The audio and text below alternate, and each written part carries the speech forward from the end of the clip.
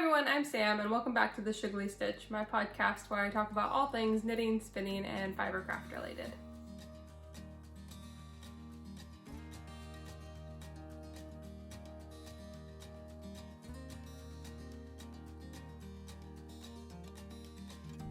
So as I said, I'm Sam and I am based in the central belt of Scotland where I live with my partner and our dachshund Poppy.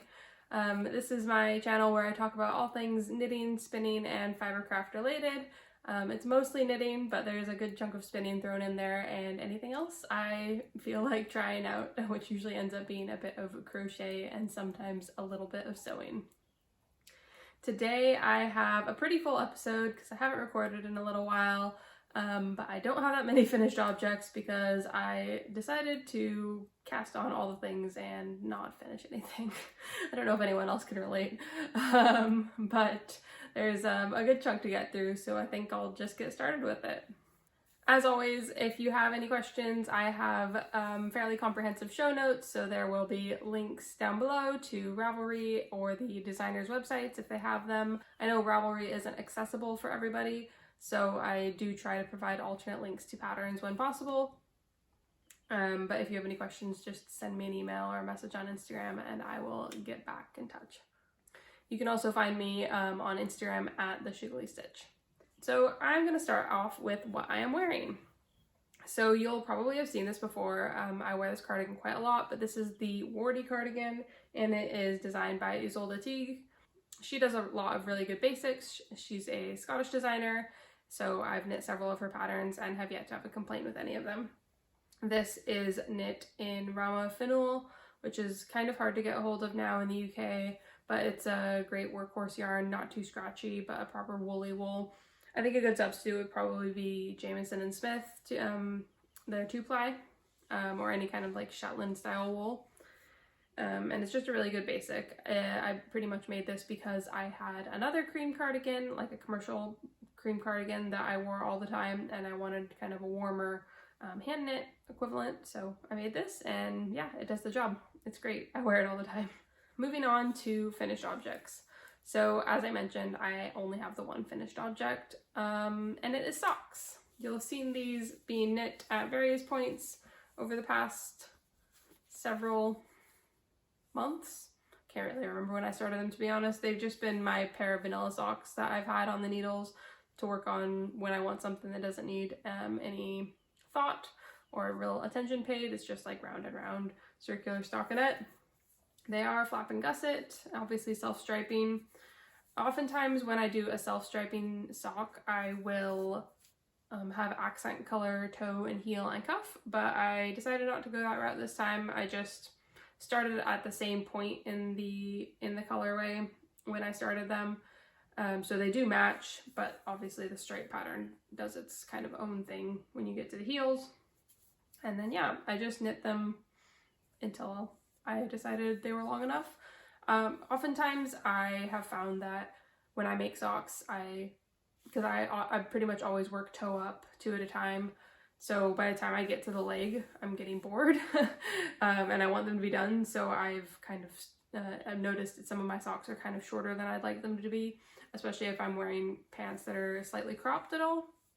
So with these, I really tried to make them, like, make the yarn stretch.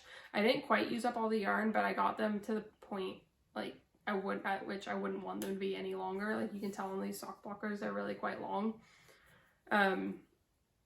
So yeah, I'm really happy with them. They're just your standard sock yarn. They're just your standard sock yarn. It's like a merino nylon blend. The dyer is all's wool that ends wool, and I picked this up at the Perth Festival of Yarn last year, so that actually wasn't in stash very long at all. I'm always one for a good self-striping sock yarn. They're just fun. So that is my one and only finished object. I haven't actually worn them yet because, as you can probably see, the ends are kind of floating around up here still. So I haven't actually sewn in the ends, but that's fine. It'll get done. And it's not really, it's kind of getting out of wool sock season for me anyways. My feet have been noticeably too warm when I've been on walks lately, so I think that's a sign that I should probably move past the woolly socks. So I actually finished those when I was on holiday a couple weeks back. We went down to the Yorkshire area and we went camping for a week. And so I brought a few different projects with me to work on during that. I brought the Lucia sweater, which I've definitely shown on this before and talked about. It was a test knit, but you only had to have part of the sweater done. So the body is kind of languishing. So I took that with the hopes of getting a lot more of that completed, but I also took the Cinnabar Shawl and the Gibbie Shawl that I've been working on, as well as the socks that I showed you there. Was that it? I think that was it. Yeah. So the thought was I would have stuff that was like easy to work on and then stuff that was needed a little bit more attention paid to it. And I was trying to take some of the things that needed a bit more attention, thinking that like if I had limited options, I would actually work on more of those things. I didn't actually end up working on the Lucia sweater quite as much. So I guess I'll get that out next and show it to you as my first work in progress. So this is the Lucia sweater. I have made progress since the last time I showed this on the podcast. I can't remember if I showed it since I completed the collar. So I picked up the stitches and did the collar, and it does call for it to be a double folded collar, but it's quite a squishy, thick look, and I wasn't really loving how it looked in the pictures. So I've just done about half the amount of ribbing that it called for, and then did a tubular bind off. And when I first tried it on, I didn't really like the look because it is twisted rib, so it looked kind of like it was leaning. But then I tried it on again more recently, and it seemed fine. So I think I'm going to block it and then try it on again and see how it looks. And if it looks weird, I can always just take out the tubular bind off and continue on and do the folded over collar. But the progress that I made on this, so I actually did this mostly when I was like in the car on the way down and the way back up, when I wasn't driving. So I had the one sleeve done that was required for the test knit, and then the other sleeve had yet to be done. So I did manage to finish that, like between being in the car and then a little bit when we got back home. But I didn't really end up working on it when we were actually camping, because what I was doing when we had downtime was a lot of reading. And I can read and knit at the same time, but I can't read and knit cables at the same time because you need to be looking at a chart, and it's like, it's not something, I can multitask, but not quite that well. And so because I was doing a lot of reading and knitting, I didn't end up working on the more complex projects that I took with me. So, but I mean, I have made progress since the last time I showed it for sure. It just needs the body now, so I'm done with the sleeves, and the body has literally like 2 rows done on it, I think. Like there's really not much done beyond the yoke. So that's the progress on the Lucia sweater. It works up fairly quick when I actually devote some time to it because it is in a DK weight yarn. So it's not like it takes the longest time, but it just hasn't been the thing that's grabbing my attention lately, which is maybe a theme of this episode. So the project that I took with me that actually probably got the most attention was the Cinnabar Shawl. And I definitely showed this the last time, but I think I had only just started. It was maybe about this big. And it is now very, very big. So the Cinnabar Shawl is a pattern by Andrea Mowry, and I am working it in my Handspun. Both of these colors are Handspun. I've talked about them at length in previous episodes, so I won't go too much into it, but it is a half garter stitch, or like maybe third garter stitch, and a 2/3 brioche shawl. It's an asymmetrical triangle. You can see it's gotten quite large at this point. Bigger than my needles will allow. I'm working it on size 6 needles, I believe. Either 5 or 6. It'll be in my notes. And yeah, it looks more complex than it is, I would say, because brioche is another, again, looks really complex. Not actually that hard to do once you know how it works. And I found it straightforward enough to work on this while I was reading my book, because I read mostly on a Kindle, so you can kind of just tap to turn the page. So it's not like reading a paper book where I can't like where you have to hold it open. Like that would be too many things to try and manage my hands doing. But this was fine.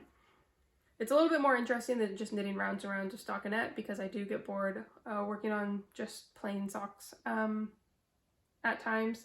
So yeah, this was the thing that was definitely catching my attention the most. And I think part of that is just because it's fun to watch the color work up, and it's fun to watch, like I really like the finished result of a brioche fabric. So yeah, this definitely grew a lot when we were camping. It's pretty big now. I am on, I think, the 3rd repeat. You can see, well, you can hopefully see that there's sections of kind of gray, where the gray comes to the foreground instead of the blue. So you can see there's a big chunk of blue, and then like a small bit of gray, a big chunk of blue, and then I'm almost to the next gray part. So I think that there's like one more gray part, and then there's one more big chunk of blue, and then I think it's the border. I would have to double check my pattern, but I'm pretty sure that's where that's at. So yeah, this has kind of been moving right along. It's probably the thing that I've been working on the most. Certainly, like I said, while we were away, just because it's a fun knit. And it's fun to work with my handspun, so I think that is extra motivational. And these are the 2 yarns here. This is all of the blue that I have left. I think it will be enough. Like, this isn't the biggest ball of yarn, and to be honest, I didn't know my meterage before I started knitting this, because that's how I operate a lot of the time. It's all a bit chaotic here. But, you know, it'll be fine. If I run out of this sooner than the pattern calls for, I have more than enough of the gray. This isn't the last part that I had to spin up, that I still have another bit of fiber that I can spin up, so it'll be fine. The gray border can be slightly bigger than the pattern calls for if that is necessary, but I do think this will be enough yarn. So I'm really happy with how that's turning out. Whether or not I wear the finished product a ton is yet to be determined. I think I'll have to wash it and block it and see how easy it is to wear, but you know what, I don't even care, because what else was I gonna do with this kind of crazy yarn? I've already made 1 sweater with it, so I wasn't gonna make another. So yeah, I'm really enjoying this. Would definitely recommend the Cinnabar Shawl to anybody who likes a little bit of brioche, and maybe a little bit more challenging knit, but not overly complicated. I already feel like this is the most chaotic recording I've ever done, but you know what? That's just how it's gonna be. This is welcome to my brain. It is quite often fibery chaos. I also realized on my Lucia sweater, I didn't say who the designer was, didn't say what the yarn was. Designer is Sari Nordland, and the yarn is Filcolana Peruvian Highland wool. I think most people probably know Sari Nordland. She does really brilliant cabled and lace designs, and then Filcolana is just kind of a great all-around wool. It's my first time working with it, and I'm really enjoying it so far. One of the other projects that I took with me that, again, didn't see that much work for the same reasons because I definitely can't do fine Shetland lace when I'm trying to read, was the Gibbie Shawl.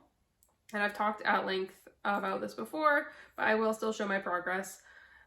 So the last time I showed this project, I believe I had just finished like the first flower repeat, and I have now started to do some of the I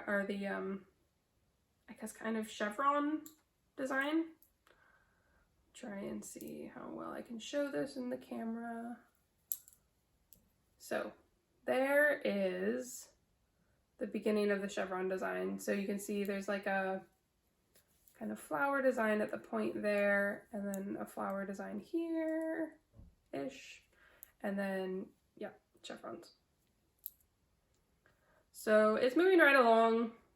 I try to do a row or 2 a day just so that I can stay on track to have it ready by the time I need to gift it. Every row does get smaller, so I just keep telling myself it's getting easier and easier. And I think it'll be really effective once it's done and blocked. So yeah, that's going. I'm enjoying it a lot more now that I'm just knitting in the round. It is ultimately just knits and yarn overs and decreases. It's not like the most complicated lace pattern by any means. And then every other row is purled, so it's a long, like easy row basically. You've got one easy row in between each row of lace, as most lace is, but because this is in the round and it's meant to be garter stitch, it is every other row is purled. So yeah, that is moving right along. I'm still enjoying it. I'm enjoying seeing it work up, and I think it'll be really cool to see once it's blocked, because that's kind of the magic and the beauty of lace, is blocking it and seeing how the actual pattern comes out. So that is still progressing. I think I maybe did like 2 rows the entire time we were away. Again, I mean, who did I think I was, taking 4 projects with me for a week? Like, what did I think was going to happen? Far too optimistic. I knew that was the case when I was packing it, but I was like, oh, I'll work on some of these. Like, I'll definitely get progress on some of these. I'll work on these things that I've been putting off. Did I do that? No, I worked on the new exciting thing, which at that time was the Cinnabar Shawl. But you know what? That's all right. So that was, I think that was all I took with me. I maybe also took one other pair of socks. I think I took one other pair of socks with me. I can't remember for sure if I took both those vanilla socks and these vanilla socks. Which again, why did I need to take 2 pairs of vanilla socks? But there you go. So these are the other vanilla socks that I was working on. These are ones that I didn't pay any attention to where the color repeat started, and the colors are actually going in the opposite order on each sock. But again, I don't really care. I'm just trying to use the yarn up, and they're just something to keep my hands busy. So I have made progress on these as well. I've turned the heel. And on these, I actually did a short row heel. This is the Fish Lips Kiss heel. I've decided that I think when I'm making socks for myself, I'm going to do the heel flap and gusset. And if I'm making socks for someone else and they tell me that that's the fit that they prefer, I will do that. But as far as actually knitting socks, I prefer to knit the short row heel, because you don't have to worry about the gusset. You just knit to the length you want it to be, and then you do the heel, and then you just keep going. Whereas I find when I'm making myself socks and doing the flap and gusset ones, I have to keep trying them on. I probably should just measure and know exactly how long they need to be before I start the gusset. I don't know why I've not done that. So maybe that would make things a bit easier, but yeah. It's just like one extra step to have to do the gusset, which does make them fit more nicely in the end. But if I'm giving them as a gift, they're probably going to get short row heels because it's just a bit less work. Not that like turning the heel is probably the equal amount of work. It's just having to pay attention to the gusset and increase every other row when you're actually doing that gusset section on these. So obviously you just knit, once you're done with the toe, you just knit all the way up to here, but then this whole section you have to be increasing every other row, so it's one more thing to pay attention to. And when I'm doing socks and I don't want to pay attention to things, then having an extra 1.5 inches that I can just keep knitting in a circle without having to do increases is a bonus. So yeah, I've made progress on these. I've done the short row heel. These are going to be a gift for probably my grandma. So yeah, I just need to knit the leg and knit the cuff and they will be done. No real deadline for those. It's just, I like to make her socks. I know she likes it when I make her socks, and I think she's running out of pairs that don't have holes in them. So sounds like a good enough reason to do so. That was all the knitting projects that I took with me. Now, let's see what else I have already shown you that I can show progress on. So I can't remember. I think I did show these once when I first started them. I started them a while ago. So these are a test knit for John Arbon Textiles Annual, their 3rd issue. And the designer is Marina Skua. And these are some fingerless mitts. These are nearly done. I just need to finish off the thumbs. So I'll show them off and then talk a little bit about them. So here we go. They are a fingerless mitt.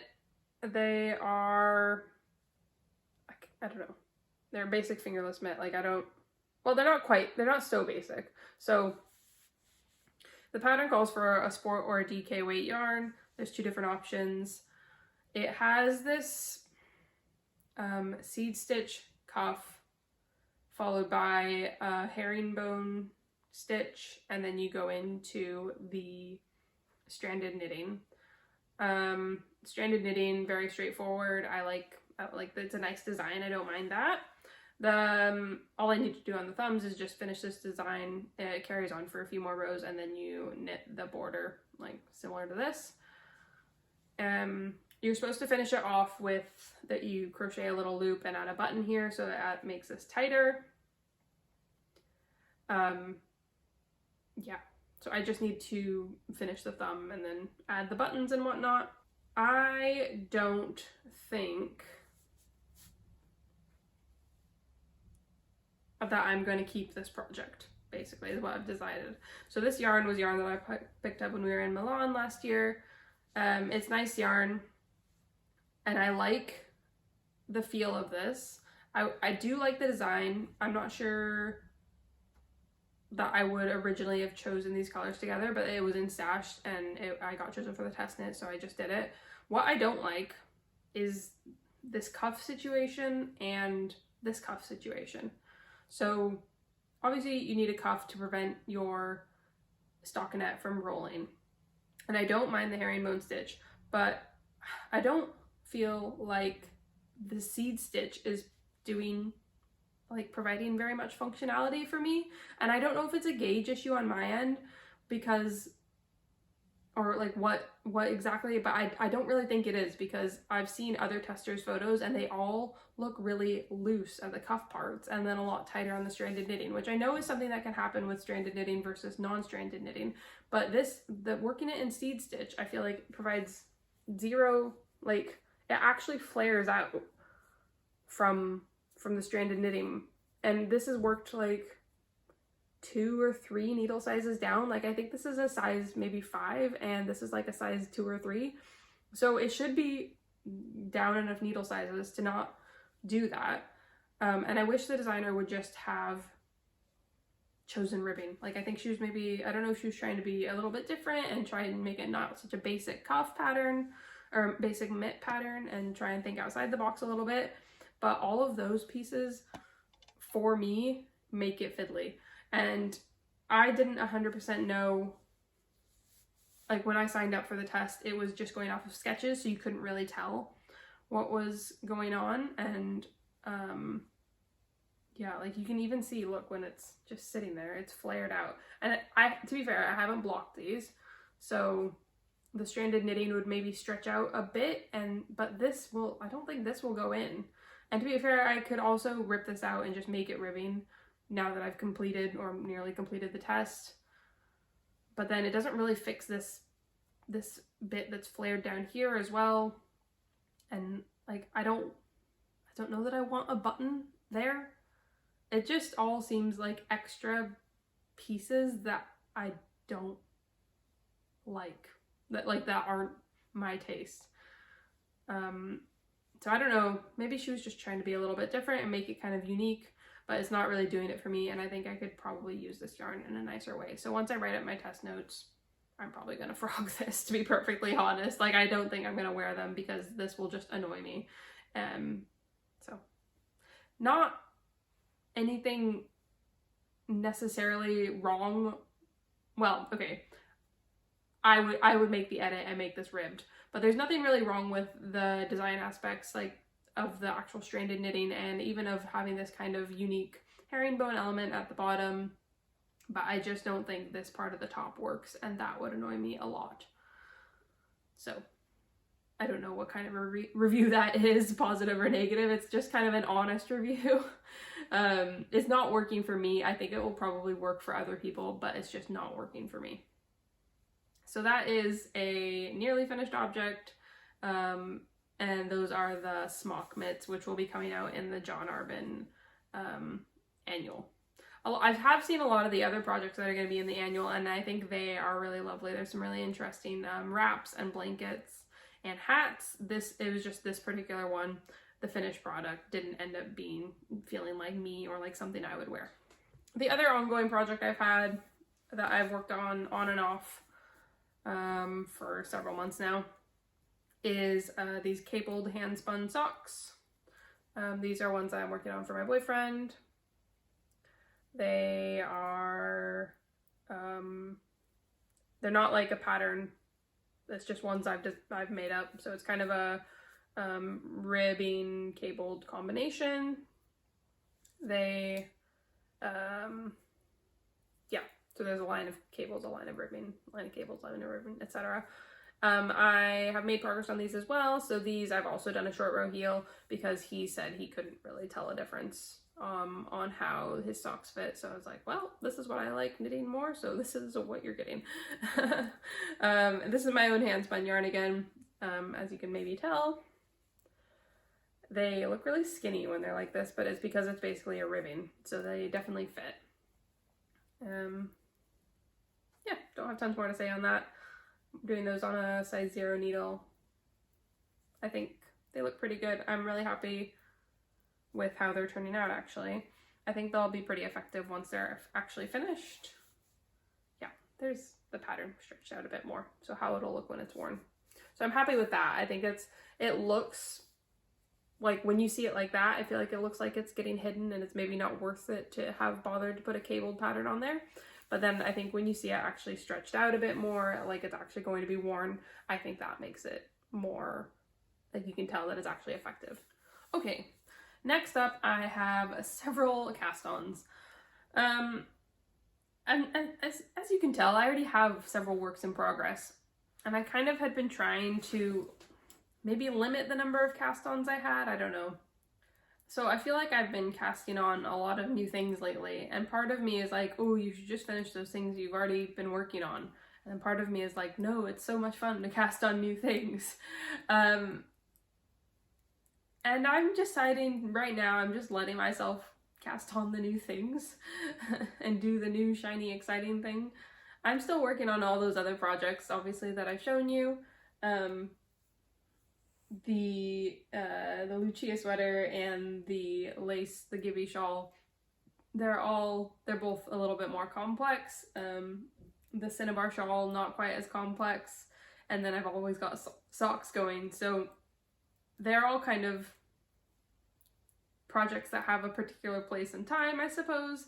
And they probably are enough of a variety of projects. Like, I probably don't need to cast on any more things, but there was just some stuff that I was really wanting to cast on. I had the yarn. I figured, you know what, why not? So I'll talk through some of those. The first one is actually a new sweater project. And I've done the stereotypical thing and I'm in the middle of a row. And this is actually a project for my boyfriend as well. So I showed this yarn the last time around. This is a Woolly Knits merino, 4-ply merino in Tierra Beige Nep. And this is going to be, or this is the Longfellow Cardigan. This is a Brooklyn tweed pattern. And it's kind of your basic V-neck cardigan. I don't have a lot to say about the actual pattern necessarily. So yeah, this is kind of your basic V-neck pattern.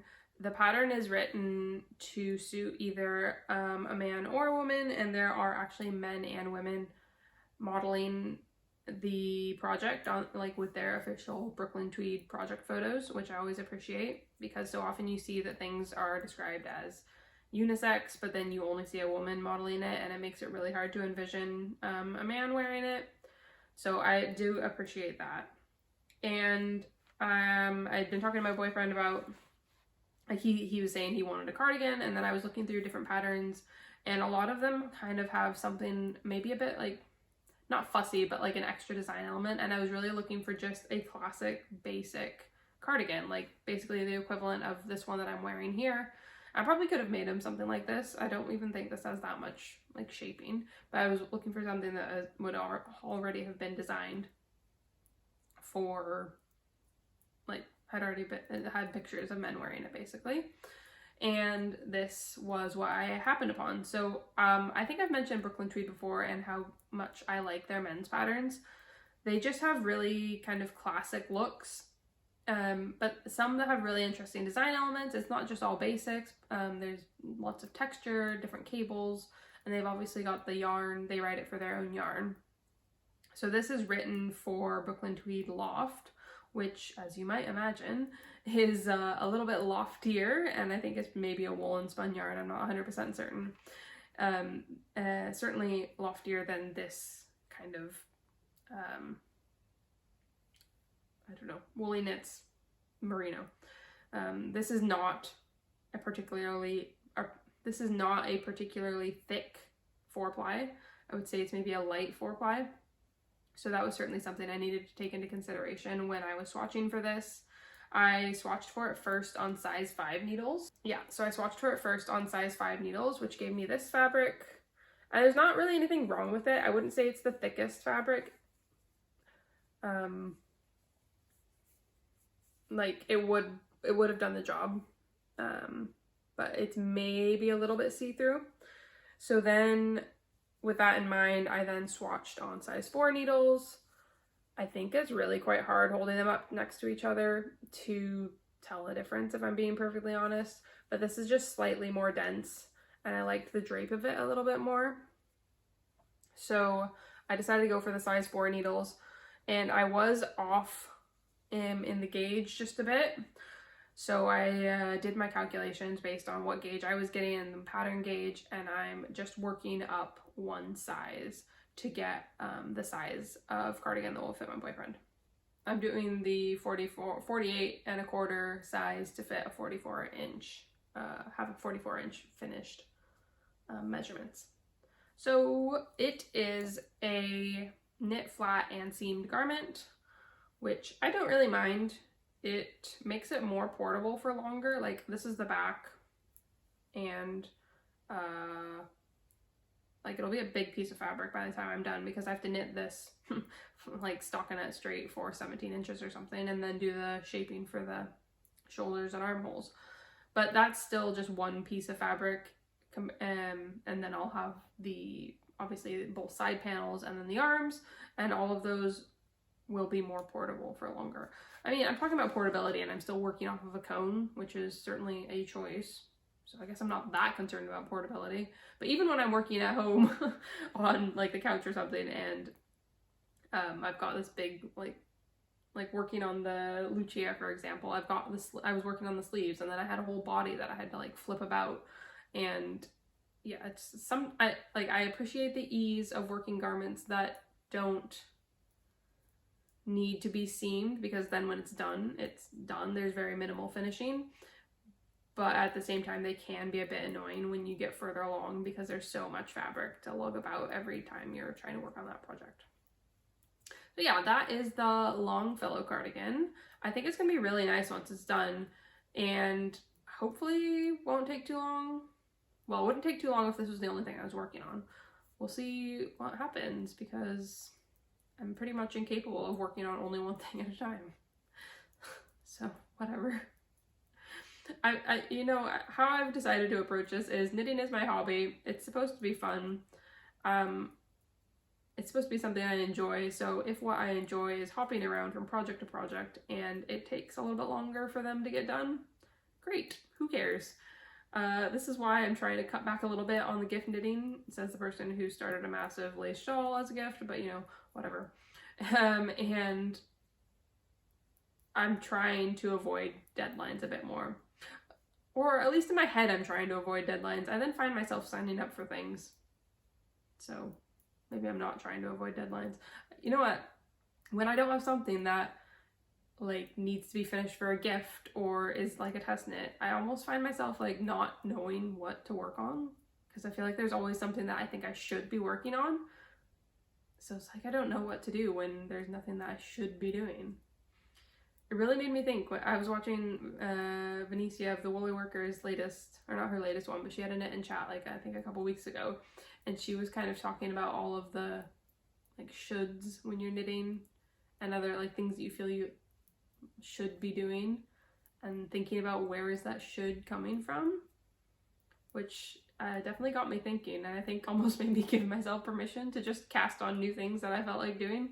And there will naturally be a limit to the number of cast-ons, because I'm not going to buy new needles. So if I need like a particular needle size for a project, I have plenty of needles. I'm not buying more, so that will naturally limit me. But yeah, I've still got a few more to talk through. So, but yeah, I don't know. It's bringing me joy right now, and that's just how it's gonna be. So if I have 10 works in progress, whatever, who cares? Okay, something else that I've cast on since the last time we talked is the Funfetti Shawl. Or scarf? I don't know. I don't think it's really big enough to call a shawl, to be honest. But yeah. So this is one I had mentioned in my 10 accessories I want to make. So here is my progress so far. I'm really loving it. The worst thing about this, not that there's that many downsides, there are going to be so many ends to weave in. As you can see from the back already, I should probably do it as I go, but I haven't done that so far. So yeah, this is the Funfetti Shawl by Maxim Cyr, Max the Knitter.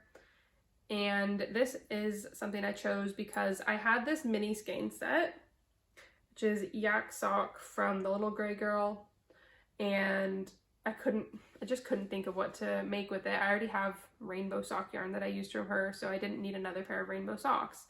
And then this, the gray main color is from Islair Yarns. I'm not sure if I'm pronouncing that correctly, and it's her Easedale base, which is like an alpaca silk mohair. Again, the details will be down below. I don't remember the exact details, but it is this really, really, really, really soft, like the most beautiful thing ever, and very drapey. So I knew I didn't really want it for like a structured garment, and I didn't have that much yarn anyways. I've got 2 skeins of it. So I finally landed on this pattern that would combine them both. And I'm really enjoying it so far. This is actually my first time working in Tarja, and that was another reason that I chose this pattern, because it would be kind of a good first step into it. If I'm being honest, I have bought the Sophie Shawl pattern. This is very similar to the Sophie Shawl with some squares of Intarsia stuck on it, which obviously makes it significantly different. It's like you have to design in the placement to make it effective, and it's certainly you need to have a good eye for design to like add in those geometric elements and make it look good. But yeah, it's very similar, I'd say, to the Sophie scarf or the Sophie shawl, which was actually something that I had started using this yarn for and then decided I was kind of over it. So I decided to basically start doing that, but with some blocks of color. But yeah, I'm really enjoying it so far. It's fun. It turns out I just like watching color work up. Don't know if I like wearing color all the time, but I like watching it work up. So it's kind of potato chip knitting in that I just want to keep getting to the next square and getting to the next square. So it's not overly complicated. I would say I haven't got to the whitest bit yet, obviously. The most complex part is if you have a section where there's 2 squares of color at once. At that point you have 4 balls of yarn joined. So you'll have 1 ball here to here, and then you'll have the color, and then you'll have another ball of gray from here to here, because you don't want to color carry the yarn across the back, and then of course you'll have the last color.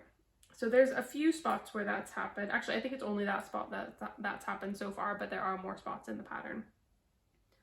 But yeah, I'm really enjoying that so far. It's just a bit different. I have done like obviously stranded knitting and stuff before, but this is just a bit different. And you can see on the back here what it looks like where you're carrying, or where you're kind of linking the yarns together. It's basically just a matter of twisting the yarns around themselves. It's really not that difficult at all. I don't really know why people kind of build it up into this big thing. And I think it's been pretty easy to keep it neat. So yeah, once I sew in those ends, it'll be very effective, and it won't be quite reversible because you've still got those bumps, the purl bumps and everything, but it'll be almost reversible. Yeah. So that's been a really fun knit. And you'll see all these things I've cast on are, like, why am I justifying this to you? Like, you're gonna accuse me of, how dare you cast on all those things? But all the things I have cast on are quite different from each other, so that's something. I think that's why it's like, ooh, I want to try this new thing, and this new thing, and this new thing. I want to use this yarn. Oh dear. Okay, we're nearly there as far as cast-ons. This is another thing that I had mentioned in the 10 accessories I want to make, and these are the Thicksgiving Socks by Summer Lee Designs, I think. Summer Lee. And I'm actually doing these cuff down and one at a time. Shock horror.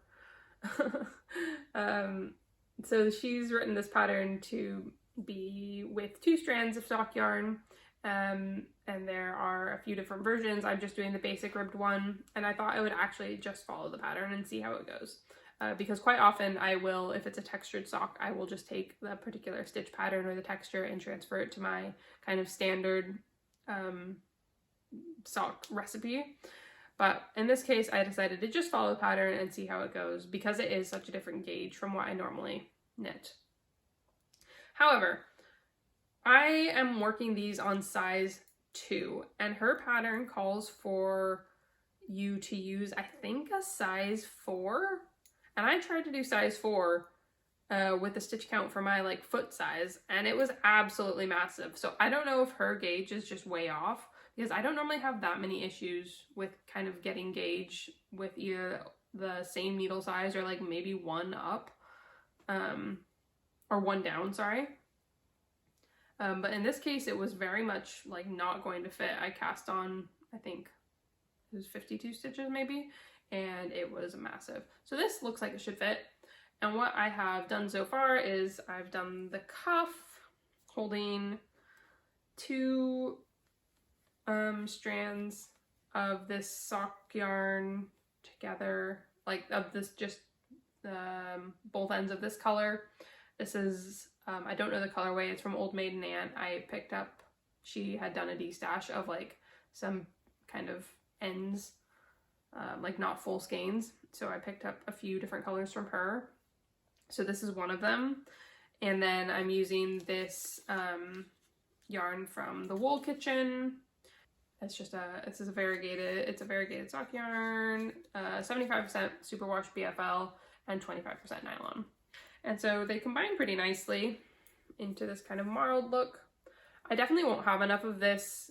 So now in this section, I guess further down, I'm using one of each, and I definitely won't have enough of this to do the entire sock. So I'll go choose another color that goes with this and keep going. I split the ball that I had of this in half to save half of it for the other sock. So I have, so that I can make them matching. So yeah, I'll do that. And then once I move on to my next color to replace this, I'll probably do the same. Make sure I have enough to save for the other sock. That's like one of the benefits of doing 2 at a time. I don't need to count how many rows I'm knitting, and I don't need to save my sock yarn. I can just like work from either end of the ball, and then when it's gone, it's gone. So I don't think I'm going to give up doing 2 at a time anytime soon, especially because I know myself, and my like likelihood of leaving one sock finished and not coming back and doing the second one is probably pretty high. So we'll see how this goes. I really wanted some kind of squishy thick socks. I know it's not sock, like I just said, it wasn't really sock wearing weather for me. But I still need them inside sometimes, so it's kind of almost like having a slipper sock, or maybe like a welly boot sock, or like a rain boot. So that's been my next cast on. And then last but not least, I have a preview knit that I've started. I'm not going to go too much into like the actual pattern. It's a preview knit for Ysolda. I don't really have, like, there's nothing significant about this fabric at the moment, so I don't really think I'm giving anything away by showing it to you. I just want to show the color combination. So the what I'm working on called for a worsted weight yarn, or maybe a light worsted, and this I'm using 2 fingering weight, and I'm really loving it. It's like this kind of chartreuse, kind of dirty yellowy green, and it's actually, so I had both of these in my stash and didn't really have any idea what I wanted to do with them. This is a yak sock from For the Love of Yarn, and this is one I picked up at the Glasgow School of Yarn, I think 2 years ago, 2021 maybe. And that's actually where I picked up the yarn that I'm using in this. Both of these are from the same event. So that's where I got this, and that she's a Glasgow based dyer. And then this is Old Maiden Aunt Merino singles. So I have participated in the Stephen West mystery shawl knit along before, and I thought I was going to last year, or maybe the year before, I can't really remember, but like one of the last couple of years, and then I didn't end up getting very far. But I had bought this yarn to use for it because I'm really loving this kind of, I think I've seen people call it grello, like green yellow, but like a chartreuse, just this kind of grungy green yellow. Yeah, too much discussion of the color. Anyways, but so I didn't have distinct plans for them. Like, I can always make more socks. Yeah, that's great. They probably would have made a nice textured sock. I definitely didn't have any plans for this yet, although I could have figured something out. But together, I think they make just this lovely fabric. They actually work really well. Like, they're a similar enough color that it doesn't look too marled, which I do like a good marl sometimes, but only when that's really what I'm going for. And I think this will be, this will have a bit of texture eventually, the pattern I'm working on, so I didn't want anything that was going to hide the texture. So yeah, I'm really loving those colors together so far. I probably won't talk about this too much more once I get further, just because I don't want to give away too many details before the pattern release happens. So yeah, that is another cast on, but that is just because I had signed up I'm a preview knitter for Ysolda. I quite like, she calls her, I guess a lot of people call them test knitters, but ultimately, I don't know that I'm really like, or how she describes it is as being a preview knitter because it's a pattern that has been tech edited and people have already, like, she's already knit it and like people on her team have already knit it. So you are doing more of a preview and like you're allowing people to have a preview of what the pattern is going to look like once she finally releases it. I don't know if it's any better than test knit, but it's maybe a more realistic description of what you're doing, because there probably will be minor edits, but a lot of what you're doing when you're test knitting is kind of previewing what the pattern's going to look like and letting the general public see more options and more versions, and you're effectively, you know, sometimes providing some kind of almost marketing for the designer when you're doing a test knit. So that's interesting. I thought that was an interesting way to phrase it. I know she's got a description on her website of like why she calls it a preview knit and not a test knit, and yeah, it's just it's an interesting way to go about it. So that is my last cast on. So I don't know, that was like 10 projects? How many projects? If I look at my Ravelry, I think I've got 12 works in progress right now. They're not all actively being worked on, and I've definitely recently put some in hibernation, but that's fine. I think this probably, I don't have immediate plans to cast on anything else. If anything, I have yarn that I could use for the April cardigan, which I'm really very much considering casting on because I want the finished product. I really want a cardigan that is a bit more cropped and I can wear with dresses, and I've noticed it repeatedly lately when I go to get dressed, out like wishing I had something that fit in that way. So that might be something that I do cast on soon, just because I want the finished product. Everything else, there's not really a huge rush for most of it. Some things have a bit of a deadline, but they're not immediate deadlines, so I'm not that worried about it. Right. Okay. I do have a couple spinning things to mention. So, I think I'd shown the bobbins for this yarn on my previous episode. So this is the finished yarn. It's a purple Rambouillet. The dyer is Hilltop Cloud, Katie of Hilltop Cloud. And this is the second half of a gift for the lady that I got my wheel from, just because I wanted to give her something nice that I made with the wheel that she gave me a really good deal on. So that is finished, and I just need to rewind it so that I can measure the yardage, so that I know exactly how much yarn I'm giving her and can give her that information, and just wind it up more nicely now that it's been washed. So that is my first finished spinning object. I spun that short forward draw worsted on my wheel.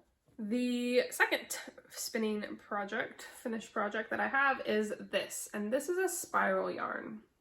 So you can see it's a little bit different looking than a lot of yarns. I would say it looks kind of similar to a boucle, or as far as a commercial yarn goes, this is actually very similar to Lion Brand Homespun, which I know a lot of people kind of hate, but that is certainly what it reminded me of when I was spinning it. Now, the reason I made this, I guess you could kind of consider this an art yarn.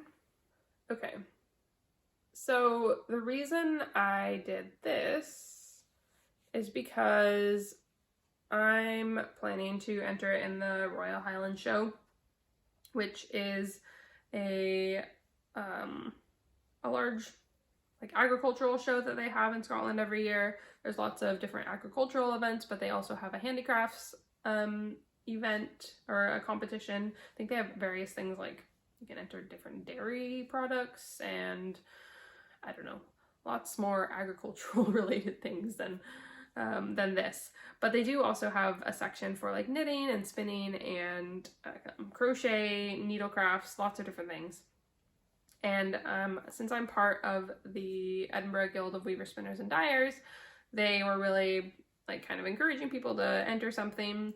And so I had a look at the categories, and at first I thought I was going to spin a lace weight Shetland wool, but the requirement for that is that you had to spin it from fleece. I didn't have fleece, and I don't really have time to process fleece in order to do that, plus spinning that fine is complicated or takes time. So I looked at the other categories, and one of the categories is like a fancy yarn is what they were calling it, and including a spiral yarn or like a boucle or a slub yarn. So I decided to try out doing spiral yarn. And what this basically is you spin one really thick ply, which you can see it's kind of a thick and thin ply realistically for mine, because some of them are much more thin than other parts. And then you spin one really thin ply, or you could use like a silk thread or a commercial thread of some kind. And then you ply them together, but not with an equal amount of tension on each. So you're kind of letting the thicker ply wind kind of loosely around the skinnier ply or the thread. And then it ends up making this really puffy finished yarn. That is how you make a spiral yarn. It's definitely not perfect by any means. I struggled a bit with the joining because you can't hide it as well like in a normal yarn. When you're plying, you can kind of just, if you have a break, you can just kind of stick it back in there and you have a little bit thicker section for a little bit. Whereas this, it's harder to hide any inconsistencies, and it's kind of naturally meant to be a little bit inconsistent. But there's definitely some parts that aren't great. I can't really find them right now, which I guess is a good sign. But yeah, so that was an interesting experiment. I'm not sure how much I want to do this kind of yarn. It's fun to make, but my struggle is like, what am I gonna do with this? I think it's effective if you do weaving, and you can use it kind of as accent pieces. But as far as knitting with it, I don't know, very questionable. Like, I might knit up a swatch and see where that goes. I also, the theme was of the spinning section is golden fleece, so I was like, oh, what can I use? And I had this yellow, orange and red that I could make this gradient out of. I only realized after I was done that it looked like ketchup and mustard. But, you know, golden enough. And it was fun to do. I'm glad I've done it. It'll be interesting to enter in the show and see what happens. I'm not really expecting anything too great because it is my first one, so I'll be like pleasantly surprised if it does well, and otherwise, at least I entered something. It's something fun. Something a bit different. So that is my second bit of spinning. I've also been working a lot again on the alpaca wool blend that I'd mentioned a few episodes back, but I don't have any of that here to show. I do also have one acquisition, and then I think I will wrap up because it has been an hour somehow. I can't believe I managed to talk for an hour. Yeah. So I'm not really trying to buy stuff at the moment. I've got a plenty big stash, but I had my guild meeting today, which on a side note was a really, really good meeting. Really interesting. We had one of the members in giving a lecture on, she's an academic researcher, and she was giving a lecture on the role of women textile makers in, I think, medieval Britain or early modern Britain. I can't remember the timeline. It was like 500 to 1100 AD, whatever that is. And it was really fascinating. So that was in and of itself like a great day already. And then you get to go and talk to all the woolly people and like talk about all the things they're working on spinning and weaving, and yeah, just talk to people who are also passionate about the same things you are. And then they had a bunch of yarn. So I picked up some yarn. At the guild meetings, they have people can bring in stuff like if they want to sell it or like donate it to sell for guild funds.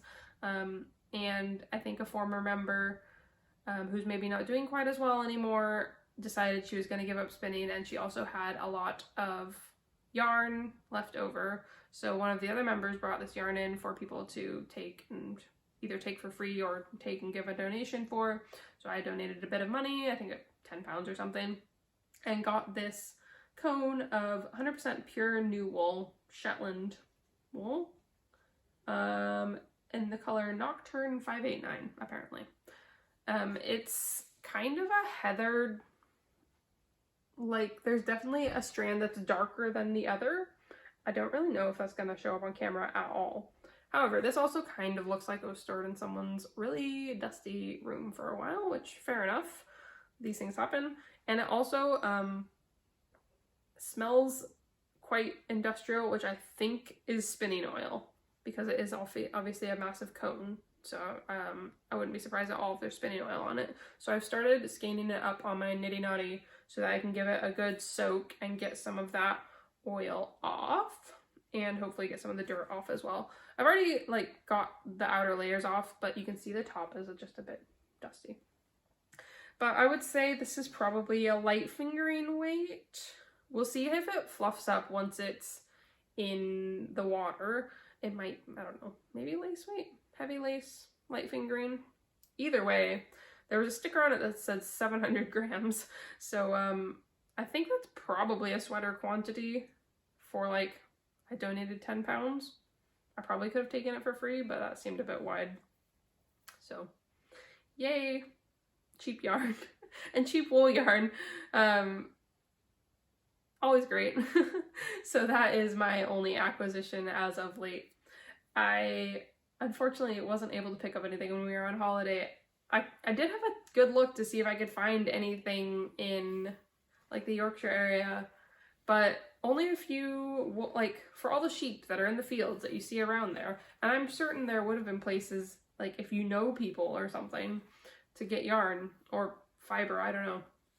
But there were really not many wool shops that I could see online, and the ones that they did have kind of seemed to be those ones that you quite often get in small British towns that have just tons of commercial yarns, which there's nothing wrong with commercial yarns, but if I'm going to try and pick up some souvenir yarn, that's not really what I'm looking for. So I didn't end up getting anything when we were away, but that's all right. It was a great trip anyways, and I got plenty of knitting done. Okay. I think I'm going to end it there. Thank you for listening to me rattle on about all of my new projects. I'd love to hear if you have any comments, like what you think about casting on things. Does it stress you out to have tons of projects on the go, or do you just cast on whatever takes your fancy? Like, how do you make those decisions? Do you try and restrain yourself? I think if I tried to limit myself to working on only 2 things, or like even 1 thing, I would probably explode and not find knitting very much fun. So I like my knitting to be fun, so I'm going to continue to cast on however many things I want, and then if it eventually proves to be stressful, then I might try and work on finishing those projects. So yeah, let me know what you think about casting different things on, how you approach that. I always love to hear like how people approach their project planning, because everyone's so different, and some people like put a lot of thought into it and plan everything out to a minute detail, and other people me just kind of wing it and cast things on and then figure out how to deal with running out of yarn when they get to that point. So anyways, I hope you've enjoyed this. I'd really appreciate it if you give this a like and a comment, maybe subscribe if you enjoy what I have to say. Yeah, if you have any constructive criticism or feedback, I'm always up for hearing that. But otherwise, thank you for watching, and I will see you the next time around. Bye!